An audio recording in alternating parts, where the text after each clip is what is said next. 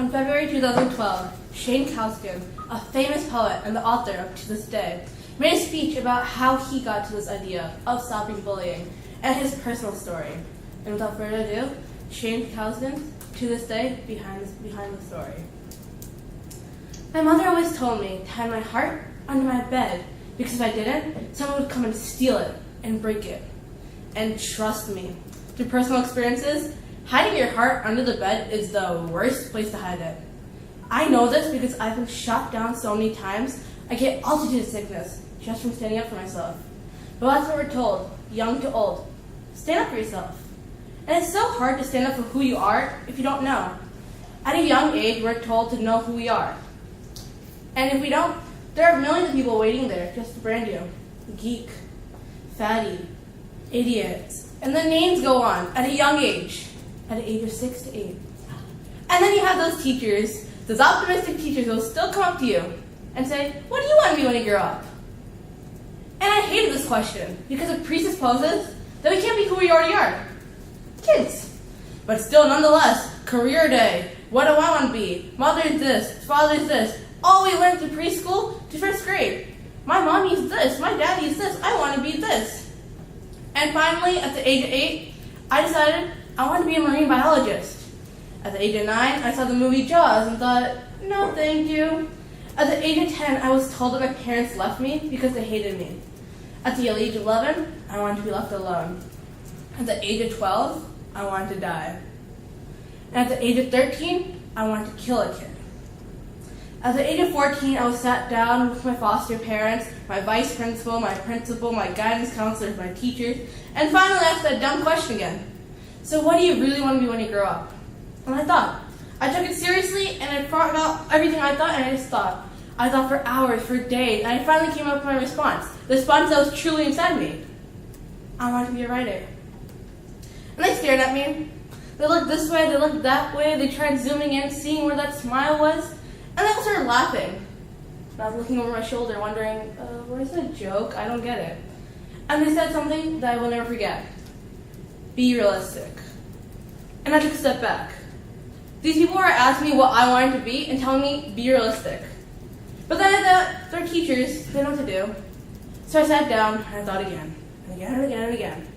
And I got to another response that I thought was deep inside me. I said, I want to be a wrestler. And again, they laughed at me. And so I joined in laughing because I don't like to be standing there alone, wondering what's happening. So I laughed at them. And my parents, my foster parents were always supposed to be with me, next to me, saying, good job. They were saying, don't be stupid. So I hated this because they're telling me what I want. They're asking me what I want to be and then telling me what not to be. But I never stopped dreaming because that's what my mom always told me. Before she left, she always told me that never stop dreaming because your dreams matter than what everyone else thinks.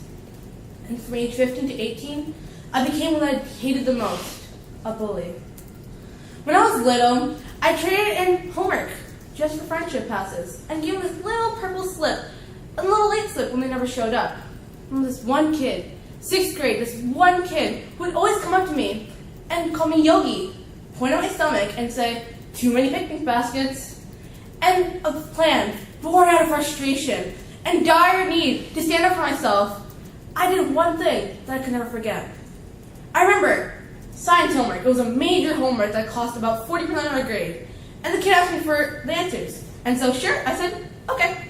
And he copied them all down in glee and was laughing with his friend saying, look at that door, he doesn't even know what he's saying. But then the next day, he come back to the paper with a big 0. I know I had to show my 20 out of 30 for him to understand the trueness of how I stand up for myself. That I don't need to do what he asked me, so I get a friendship and then give him a small pass because he never showed up. And I remember that one sentence I said to him before I left the homeroom. Smarter than the average bear now, huh? So you have to realize the reason to stand up for yourself is your way. Nobody can tell you to stand up like this or to do this. I stand up my way, the Shane way. You have to stand up your way. The way that you believe is what you deserve. Don't act like others tell you. Don't act like your parents tell you, your mothers tell you, your father tell you, your brothers tell you, anybody. Because that's not your life, that's their life. And I remember my favorite poet, Dr. Seuss, said this one thing. Don't cry because it's over. Smile because it happened.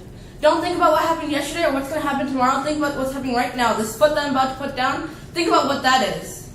Not about what your mother will say if you do this. Not about what your father will say if you do that. I mean, don't be stupid and do dumb things. But still, you have to realize that you have to do what you want to do, what your heart tells you.